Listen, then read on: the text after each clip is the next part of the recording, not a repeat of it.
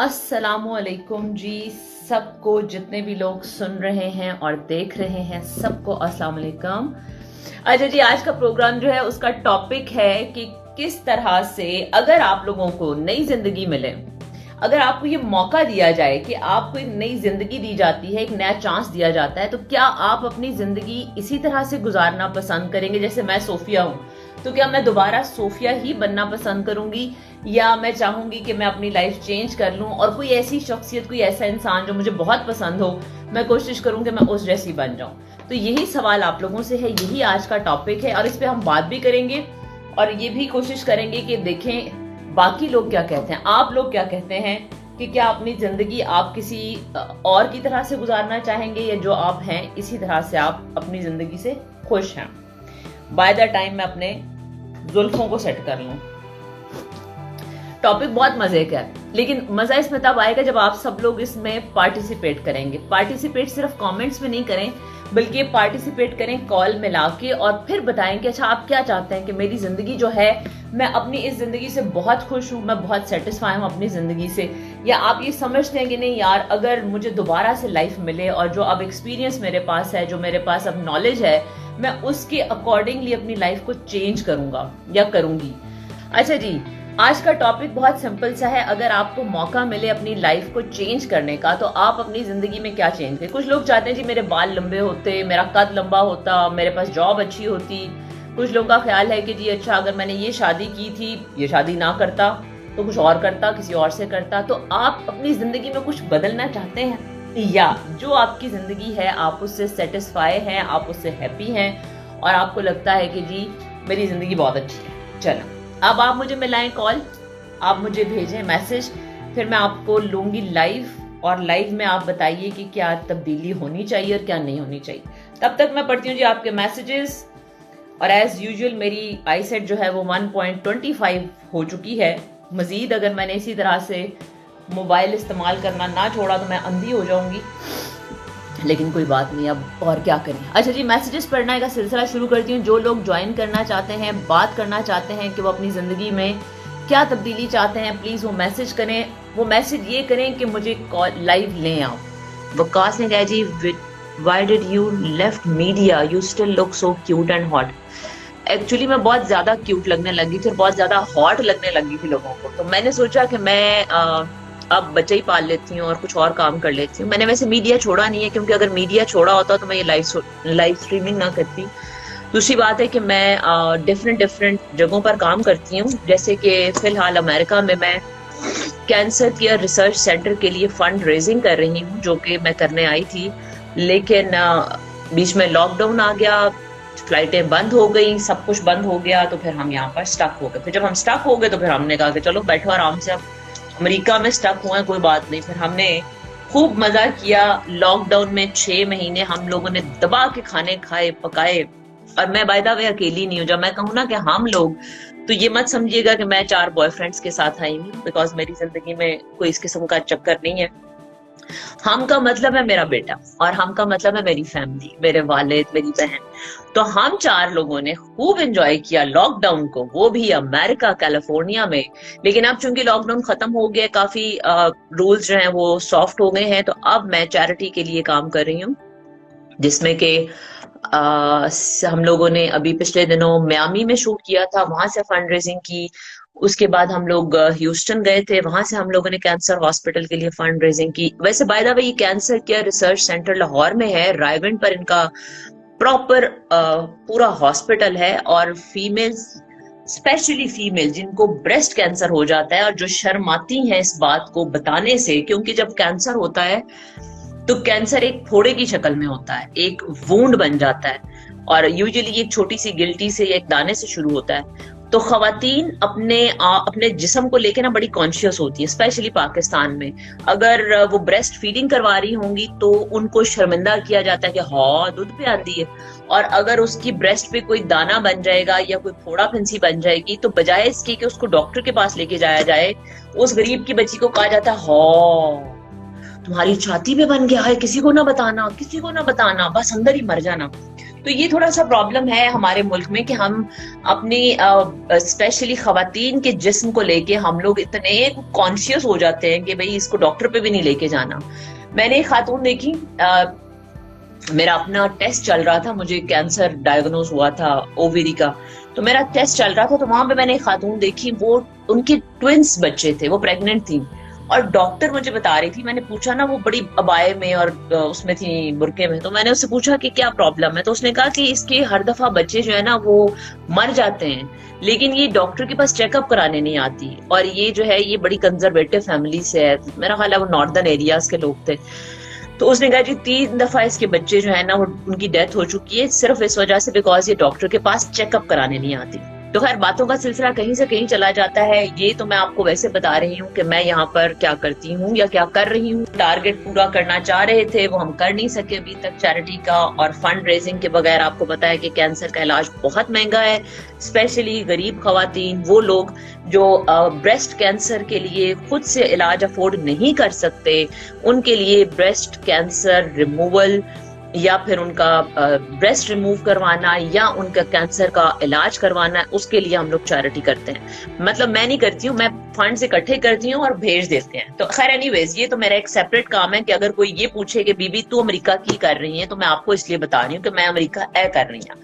इसके अलावा मैं चाइल्ड अब्यूज के लिए काम करती हूँ, ना सिर्फ पाकिस्तान में बल्कि अमेरिका में भी एनजीओज के साथ। और आज का टॉपिक मेरा ये है कि अगर आपको दोबारा से ये चॉइस दी जाए, आपको जिंदगी मिले एक नई, और आपको ये चॉइस दी जाए कि जी बाजी या जी भाईजान, आपको ये मौका दिया जाता है कि आप अपनी जिंदगी को चेंज करना चाहते हैं तो चेंज कर लें, और अगर आप चाहते हैं कि जिस तरह के आप हैं उसी तरह के आप रहें, तो आप क्या करेंगे? मेरे पास रिक्वेस्ट में आई थिंक अमारा की तरफ से थी, मैंने कॉल डायल कर दी, अल्लाह करे कि कॉल मिल जाए बिकॉज सम टाइम।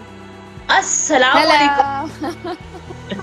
अस्सलाम वालेकुम, कैसी क्या हैं आप? मैं ठीक हूँ मारा, कैसे हो आप? ठीक ठाक हो? मैं तो बिल्कुल अभी उस मोड में थी सोने वाले, और I am like I should sleep now. So आप सुनाएं, आप कैसी हैं? मैंने कहा आपसे आज यही बात है ना, हमारी बात यही हो जाए। हमारा ठीक हूँ। और ये भी सुन रही थी, आपकी ये भी बात सुन रही थी about cancer and every, like जो हम लोग अपनी सोसाइटी में सब चीजें देखते हैं और सुनते हैं। Again, you are doing such a great job, and you know, wish you good luck. And I think कई लोगों को वही वाली बात होती है, कई लोगों को चीजें पता नहीं होती, वो assume करते हैं चीजें देख के कि बस ये इंसान वैसा है और ये इंसान वैसा है। तो आपको किसी को एक्सप्लेन करने की जरूरत नहीं है what you are doing there. You know that what you are doing there, and that's enough. And you are amazing, absolutely amazing. So no need to explain such things here at all. So नहीं, thank you. वो कई दफा होता है ना कि कुछ लोगों मुझे इनबॉक्स भी किया हुआ जी आप, अच्छा मुझे पूछते ऐसे कि मैंने पाकिस्तान कैसे आना है जैसे सामने मेरा खाना करना है। मैं तो उस बात पे हैरान होती हूँ कि इतना तो मुझे पाकिस्तान में किसी ने याद नहीं किया था जब मैं वहां पे थी, लेकिन अब मेरे रिलेटिव्स भी और इवन इंस्टा पे भी इतने लोगों ने मुझसे पूछा है कि आपने पाकिस्तान कब आना है। मतलब एक तो सिर्फ ये तसल्ली होनी चाहिए कि मैं पहुंच गई हूँ पाकिस्तान, बस। एग्जैक्टली वही ना, मतलब आपने कब आना है, आप कब आएंगी, क्या कर रही हैं। हमें दूसरों की लाइफ में इंटरेस्ट है, बजाय कि हम ये किसी के लिए कुछ अच्छा कर लें। जो इंसान कुछ अच्छा भी कर रहा है वो भी हमें बर्दाश्त नहीं हो रहा ना कि वो क्यों कर रहे हैं। सो हमें ये एज ए नेशन ये आदत है लोगों की ना, मुझे घुस के दूसरों के प्रॉब्लम्स देखने की, अपने नहीं देखने हैं। एग्जैक्टली जिन दिनों में कोरोना वायरस बहुत फैला हुआ था उन दिनों में आपने भी चैरिटी के लिए बहुत काम किया। आपने वो पूरा जो सूट बनाया था, वो थोड़ा सा उसके बारे में बताएं, वो कैसी रही आपकी, कैसा रहा एडवेंचर? क्योंकि वो भी आप चैरिटी बेस कर रही थी ना। Exactly, that was not just my project, that was with Sweet Tooth. Umar is a very good friend of mine, he's like brother to me. So उसके साथ मैंने ये किया था कि मैंने funds इकट्ठे किए थे, but majorly the idea was Umar's idea कि एक सूट मैंने खुद खरीदा कि मतलब एक सूट की प्राइस थी 5 से 6 हजार रुपए, एंड वी वर शॉक्ड कि 5 से 6 हजार रुपए में एक सूट बिक रहा है, तो डॉक्टर से किस तरह ले सकते हैं ना, गवर्नमेंट हॉस्पिटल से किस तरह डॉक्टर ले सकते हैं। बिल्कुल। जब हमने कैलकुलेट की प्राइस और हमने देखा कि मटेरियल क्या है और क्या कहाँ से कितनी कॉस्ट पड़ी, तो वो 100 रुपए के, मतलब हार्डली उसकी कॉस्ट 100 रुपीज थी। ठीक है, पूरा प्लास्टिक जिसके ऊपर बैग सा। Yeah, that's not plastic actually. That's a mixed fabric जो कि आप कह सकते हैं जिसमें से हवा पास नहीं हो सकती. That kind of fabric. I don't know what to call it. वो ज़्यादा बेहतर उनको ही पता है कि how to pronounce the name of that fabric.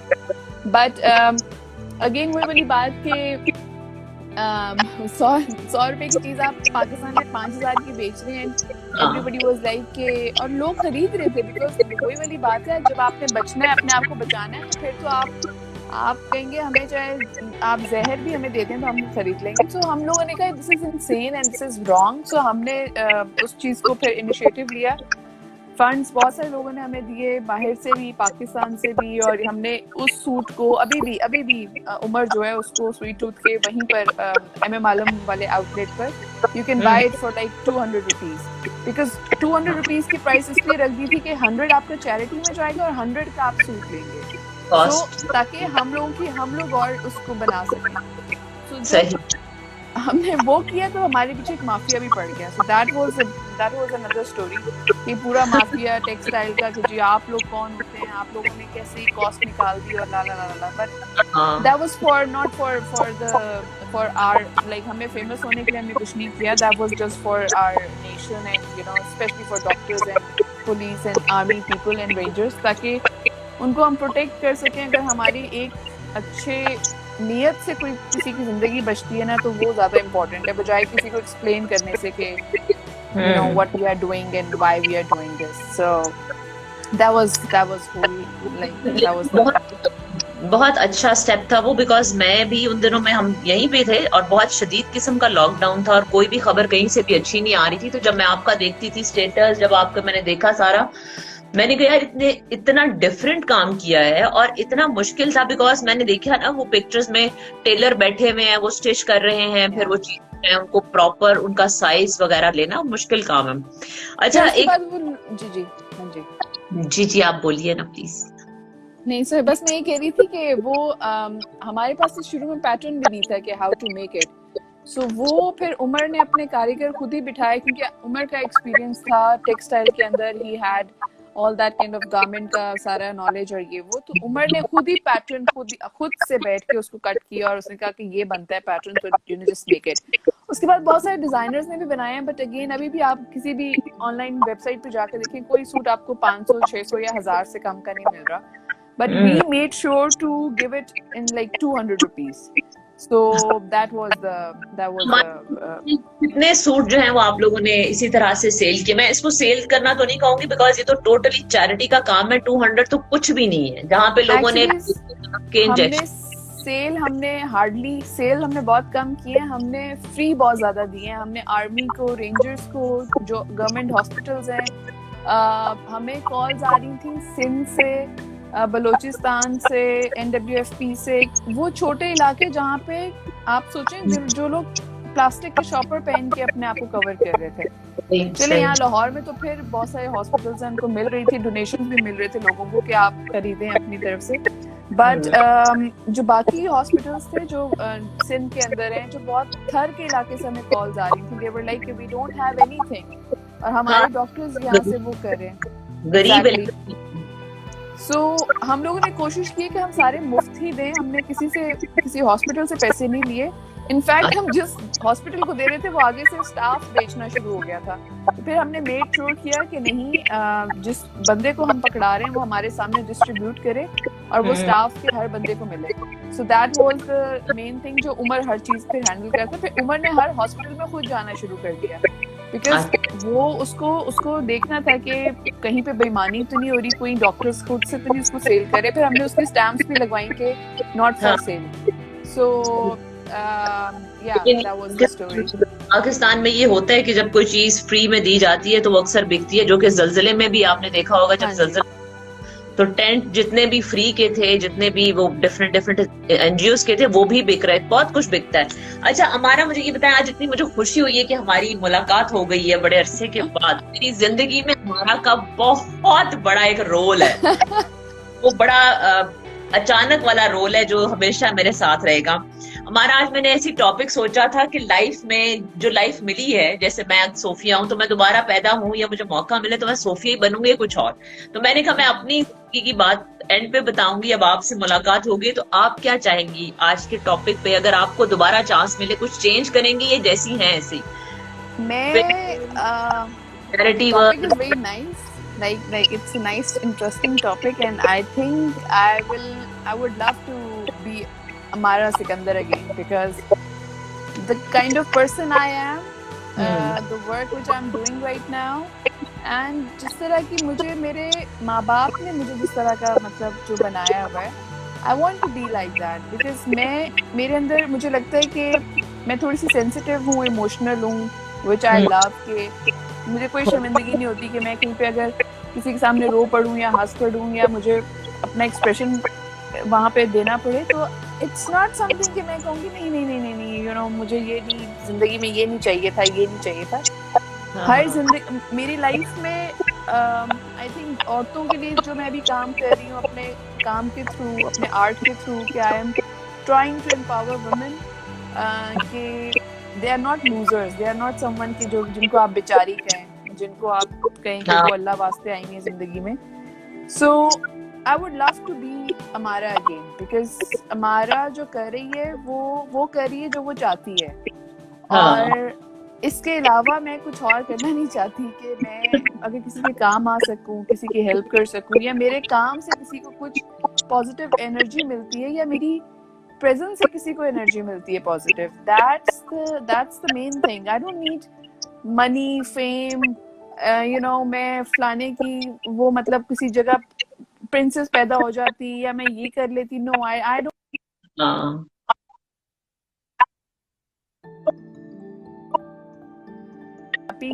जिंदगी में आपके हर बुरे एक्सपीरियंस भी आते हैं जिंदगी में, उससे आप क्या सीखते हैं वो ज्यादा इम्पोर्टेंट है, बजाय के एक बुरे इंसिडेंट को साथ रख के आप सारी जिंदगी उसको ड्रैग करेंगे, यू नो आपके साथ ये हुआ था, ये हो रहा है, ये मेरे साथ ही क्यों है। हर किसी की लाइफ की अपनी स्टोरी है, हर बंदे के पास 600 किस्से हैं, बट वही वाली बात है कि आप लाइफ को कैसे एंजॉय करें वो ज्यादा मैटर करता है। सो मेरे ख्याल से whatever I'm living right now, in moment, in this life, I want it again, and I want to be Amara Sikandar again, not anyone else.